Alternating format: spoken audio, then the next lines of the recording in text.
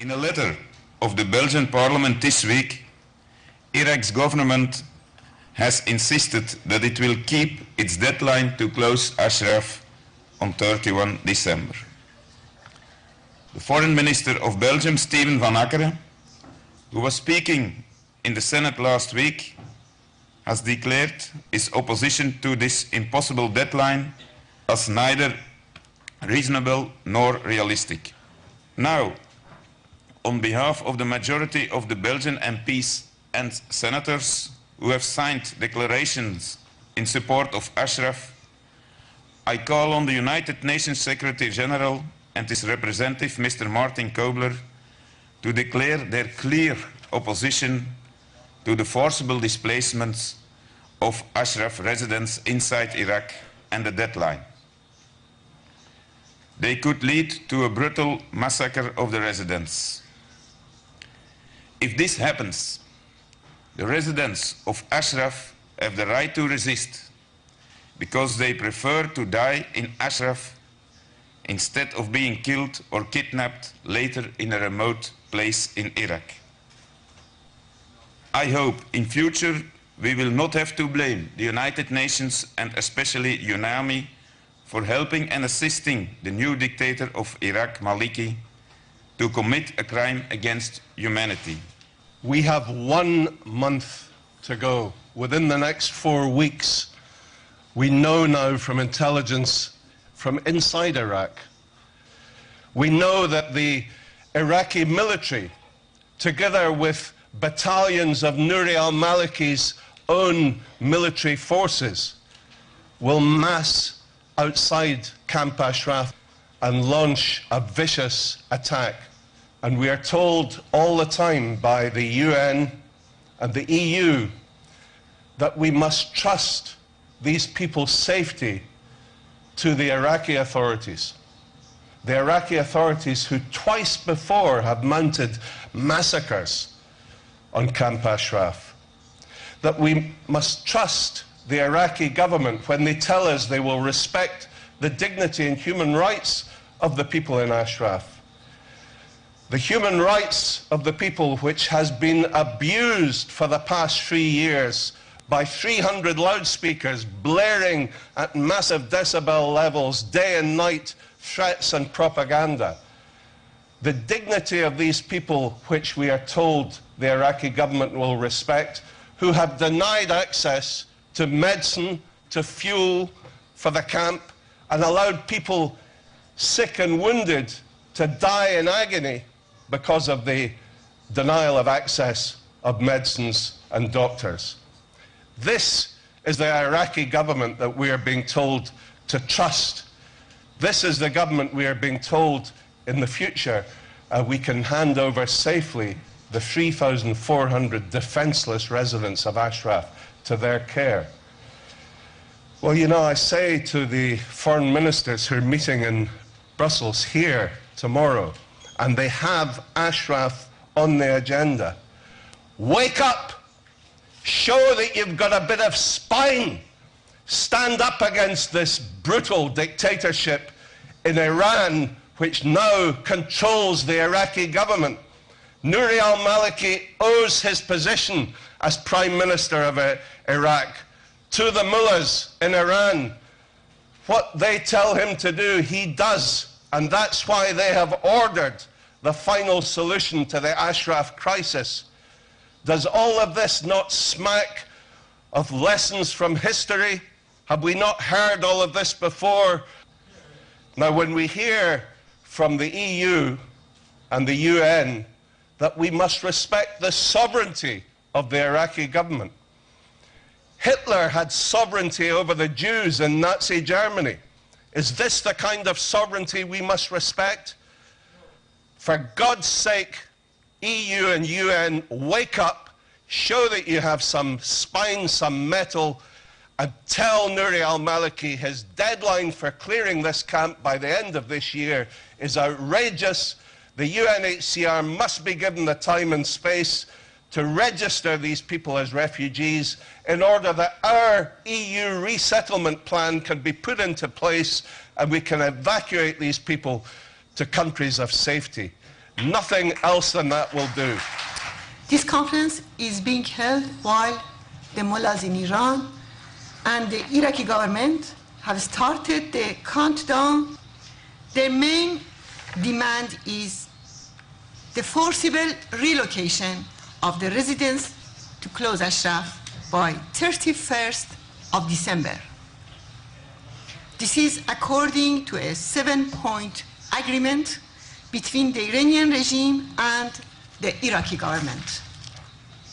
I have come today to the capital of Europe to ask the European Commission, the Council of the European Union, and its High Representative to use their power and good offices to prevent a crime against humanity. Experience shows that Iraqi government's promises cannot be trusted. Only 6 hours before the massacre of 8 April began, the US Embassy officially assured that Iraqi's Prime Minister had promised the residents that he has no intention of committing violence.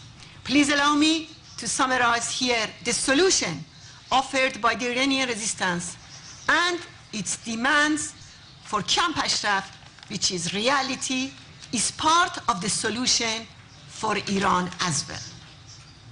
First, any forcible relocation inside Iraq must be put aside. The illegal and suppressive deadline of 31st December 2011 must be cancelled so that the UNHCR's work and the transfer of all residents to third countries is completed. Second, considering the Iraqi government's opposition to the UNHCR refugee status confirmation of the Ashraf resident, the only way is a group determination of the refugee status by the UNHCR. This would allow enough time for individual application to be reviewed. Third, the security of the residents of Camp Ashraf by the Blue Helmet UN forces and the stationing of a UN monitoring team at Camp Ashraf guaranteed by the UN Security Council until the transfer of the last person to third countries. Fourth, the international community and especially the member states of the European Union accept any number of ill and wounded residents on an urgent basis. I have spoken to UN High Commissioner Guterres, and he is very actively engaged in seeking individual interviews with all 3,400 residents in Camp Ashraf so that they can be determined to be refugees. He is fully aware that there is an imminent threat of a crime against humanity being committed. I think it's very important for those of us in the Western world to be consistent in our principles. We here in Europe have seen recently a major military intervention in Libya, and the purpose of that intervention was to prevent a massacre in Benghazi. Well, massacres are massacres wherever they occur. Murders are murders wherever they occur.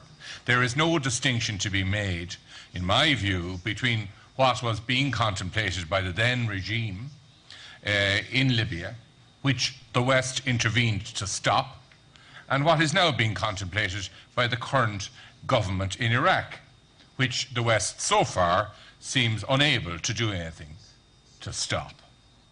I think the outcome we must look for from the meeting tomorrow of the European Union foreign ministers is a decision to recommend economic sanctions being imposed against Iraq unless Iraq agrees to extend the deadline for the closure of Camp Ashraf, to allow time for the duly constituted organs of the world community, the United Nations Commission on Refugees, to individually intervene and interview each one of the residents.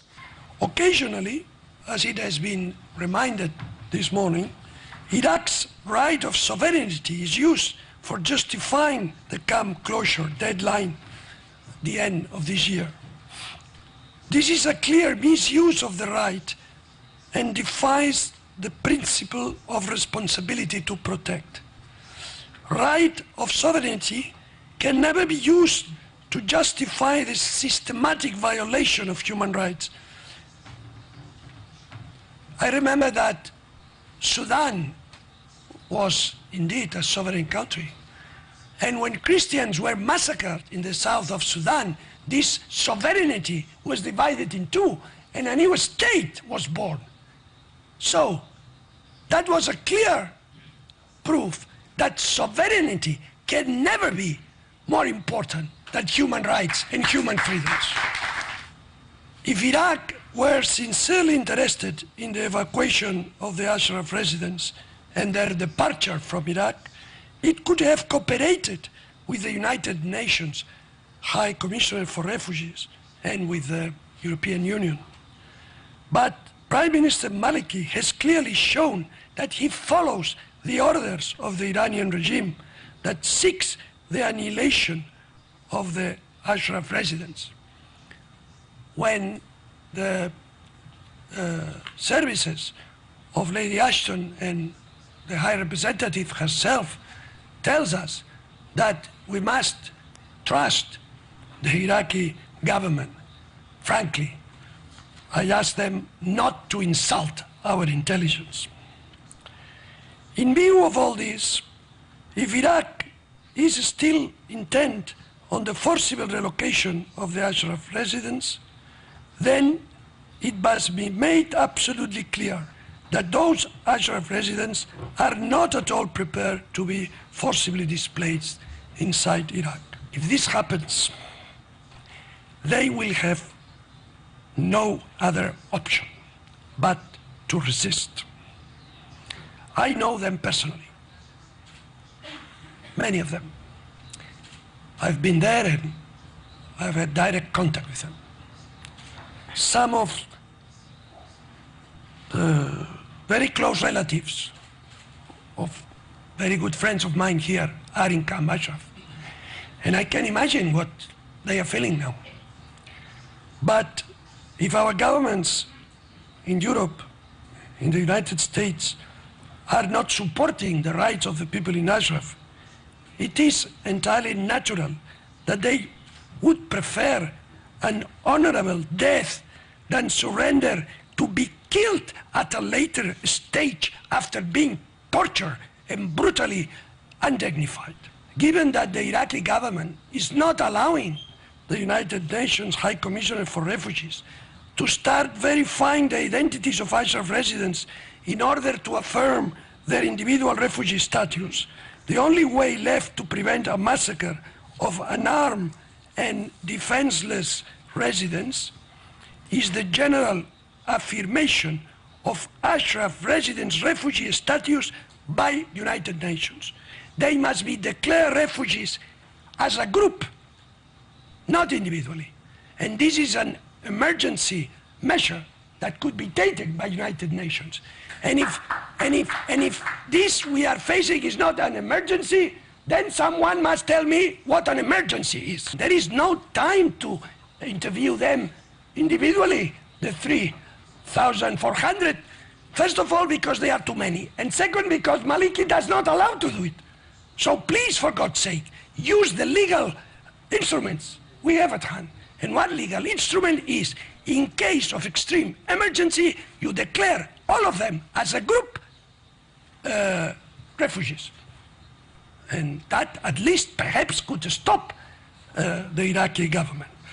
But for God's sake, do something. Because we have been months and months talking and writing letters. The number of letters I've written to Mrs. Ashton, to United Nations, and to all the foreign ministers, probably now, I don't know, there could be a hit like this, you know. So it's enough, do something for God's sake.